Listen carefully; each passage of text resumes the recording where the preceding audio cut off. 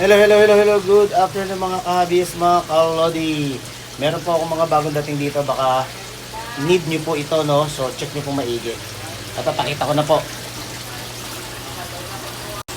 So, ito po ang tinatawag na di Yellow Stripe Goby. Yellow Stripe Goby Fish.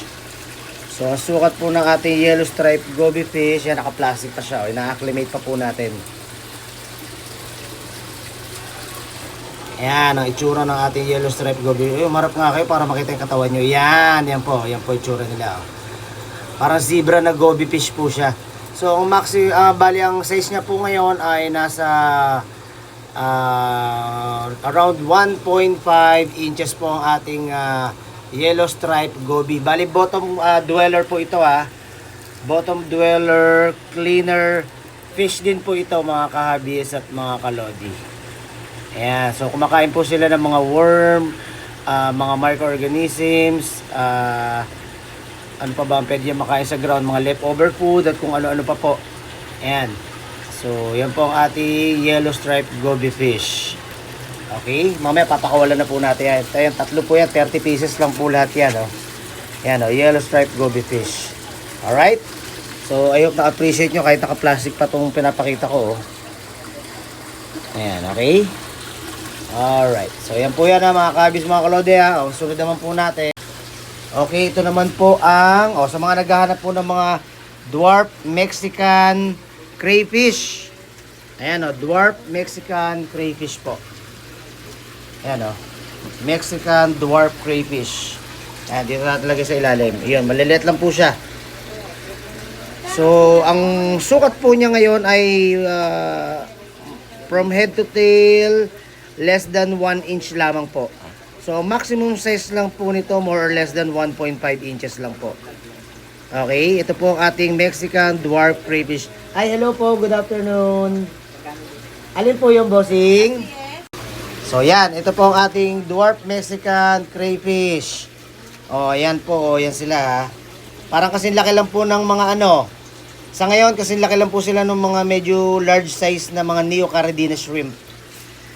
Marami kasi naghahanap nito, kaya yan, nag-order na po ako So kung sino pong naghahanap ng ganitong klaseng crayfish, mga dwarf Mexican, yan, pasyal na kayo. Dito lamang po yan sa stall number 14. Stall number 14, Aqualand Alley, Cartimar, Pasay City. Ito pa po, pakita ko pa po yung iba. Sa mga naghahanap naman ng pygmy corridoras, mga bottom dweller din po.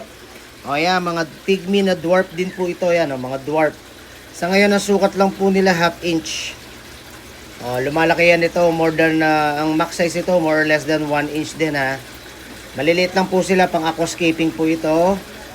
Ayan, tsaka mga pang community fishes po, Ayan, ang dami nila, So, ito ang ating dwarf, or pygmy corridora. Okay, pygmy corridora po ito, Kasi laki lang siya ng dwarf Mexican dwarf crayfish. Ito, pygmy corridora, yung kanina ay Mexican dwarf crayfish. Okay? Alright. Yan, nasa plastic pa po siya. Ito isa naman, red balloon platy. Red balloon platy. Yan, kadarating lang din po, red balloon platy. Ayan. So, ang sukat lang ng ating red balloon platy, I think nasa siya, less than 1.5 inches lang po, less than 1.5 inches. Okay, alright. Sa mga naghahanap ng neon tetra, ayan, ang dami na ang dami. Ang sukat lang ng neon tetra natin, maliit lang po, lang po ito, more than 1/2 inch lamang. Ayan, ang dami nila yan, okay, alright. Ito pa. Sa mga naghahanap ng red balloon,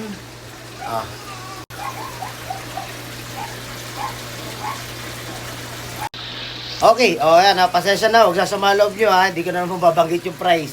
Basta, PM nyo ko sa akin personal messenger, Ping Imson, or pasyal na lang kayo, mas maigi, pasyal kayo dito.